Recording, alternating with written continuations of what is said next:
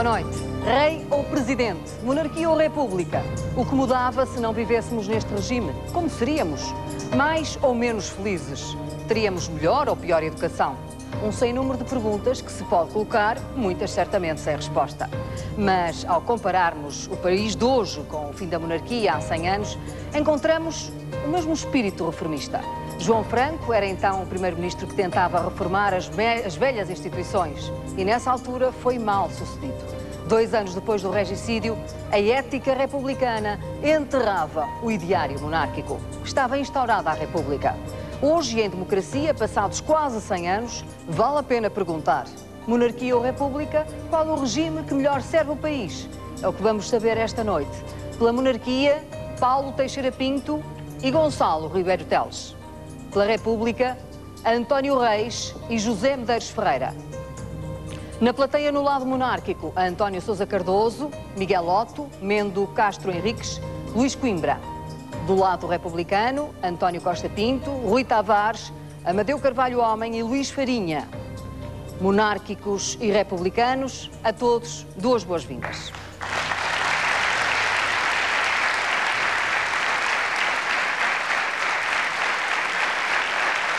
Começamos pela reportagem do Tiago Contreiras.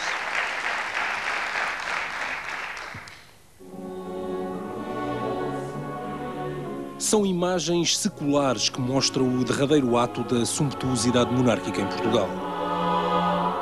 Os funerais do rei Dom Carlos e do príncipe herdeiro realizam-se a 8 de fevereiro de 1908, uma semana após o regicídio. Os jornais da época descrevem as exéquias régias como um brilhante e majestático cortejo. Nas ruas há desmaios, gritos e apertos, o comércio está encerrado, os espetáculos são proibidos, até o Sporting Clube de Portugal cancela os desafios da Liga de Futebol.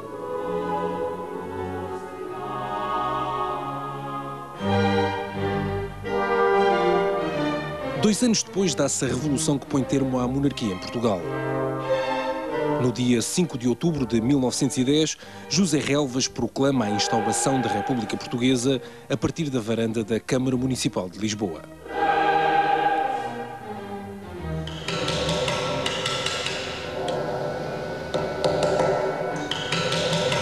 O repicar do martelo de cantaria traz de volta às páginas dos jornais a dicotomia entre republicanos e monárquicos. Em maio do ano passado, uma petição na internet contesta a trasladação do corpo de Aquilino Ribeiro para o Panteão Nacional. Os signatários do documento "O terrorismo não deve ter honras de Estado" acusam a participação do escritor no assassinato do rei Dom Carlos e do príncipe Luís Filipe. Colocar num panteão, que em princípio é um exemplo das figuras que têm uma mensagem cívica, suponho que é isso que significa o Panteão Nacional, colocar alguém que utilizou, celebrizou e propagandou meios violentos para instaurar a liberdade, parece-nos uma mensagem errada. Chamar de terrorista ao Aquilino Ribeiro hoje tem um propósito absurdo, politicamente orientado, mesquinho, que visa tão somente apocar a figura do grande homem de cultura e de literatura, do maior homem de cultura e literatura português da primeira metade do século XX.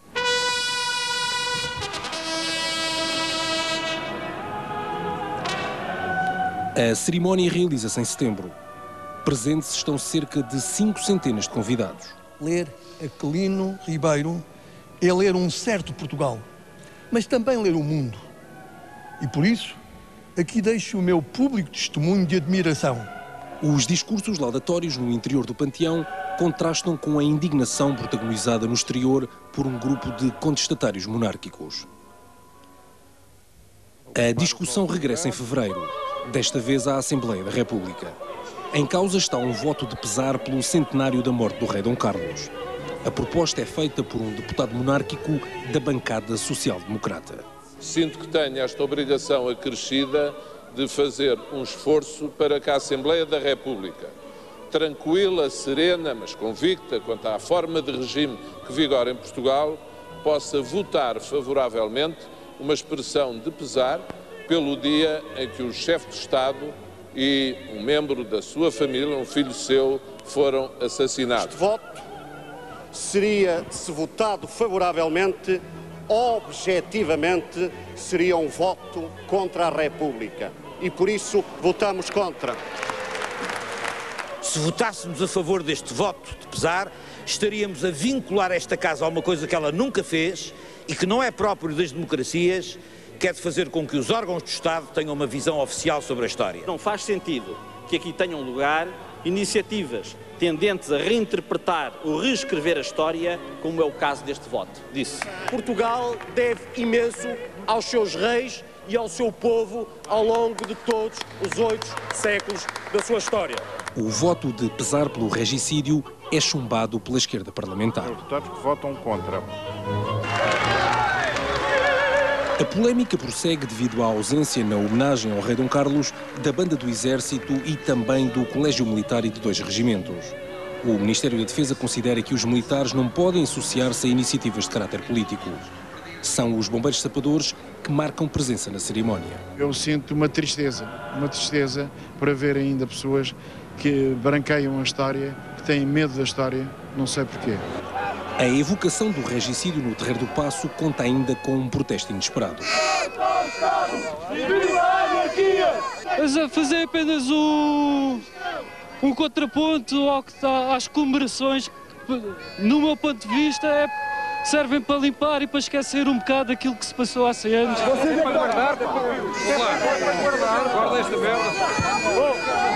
Os manifestantes anarquistas são afastados pela polícia. Entretanto, o Presidente da República inaugura uma estátua do rei Dom Carlos junto à Cidadela de Cascais.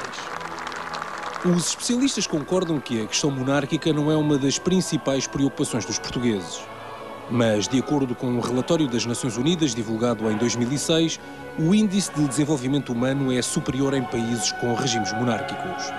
A maior vitória da República, dizem, é o sufrágio universal. Boa noite, Dr. Paulo Teixeira Pinto, Presidente da Causa Real. Se hoje vivêssemos em monarquia, o que é que seria diferente na sociedade portuguesa?